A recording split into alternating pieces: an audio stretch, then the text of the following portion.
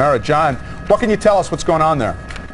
Only that it's a really serious structural fire that appears to have started, as best I can tell, on the privately owned Funtown Pier area, but is rapidly spreading. And my only conversation with one of the emergency workers up there very briefly was that it's a serious, full structural fire, and that it is spreading, and they're having trouble containing it, and it's moving onto our public boardwalk, which, as I'm sure you know, has just been rebuilt after being completely destroyed by Sandy. So it's just a horrible situation. Thankfully, I can't say for certain, but what I can say for certain is only that I have not heard of any injuries at this point, and am hopeful that no people are injured or worse from this, but the damage to the property sounds devastating. Certainly so.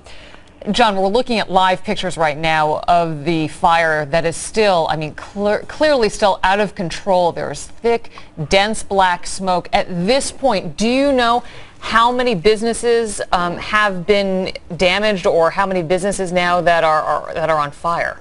I do not have any numbers like that. I can tell you, and probably so many people are familiar with our boardwalk in that area, but it's very, very densely populated with structures. So there's small structures shoulder to shoulder lined up. So that's the problem. The boardwalk's made out of wood. Most of the construction on the buildings is wood, and I'm sure it's spreading, and that's the word I got from our workers. Of course, up here in the office, we're trying not to bother the emergency workers that are down there trying to control this thing, but a quick call from one of our workers, who's also the fire chief, let me know that it is really bad, and he was heading up there with some construction equipment to try to start to contain the spread of the fire. And it just breaks your heart. Look at this picture here. This is the very playground where the kids were playing. They had just put all this money into the area after the devastation to rebuild it so proudly. Governor Christie standing in front of all of the hard work that had been done, saying, "We are back, we are strong," and now this happens. Right.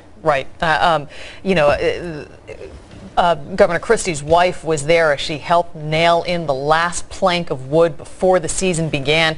The initial project to repair all this, $3.6 million just to replace the boards and the railings around that area. This doesn't even include the cost to help the businesses during Sandy, and now, unfortunately, dealt another devastating blow. I'll tell you, the wind gust reports that I was seeing were 15 miles an hour. It does look stronger. We're getting reports from the ground. Firefighters are having trouble based on that wind. I think what has happened now, that thunderstorm I told you about that went over Monmouth County, when you are near a thunderstorm, sometimes that thunderstorm is ventilating, and you get downdrafts from that thunderstorm. I think that is now enhancing some of the winds, unfortunately, right there on that Funtown Pier. So probably some wind gusts over 25 miles an hour now. You see the firefighters trying to attack it from several places, from the north side of it, from the west side of it, but almost from the south side of it. All of this flames right next to, ironically, all this water right there. They just can't get on it.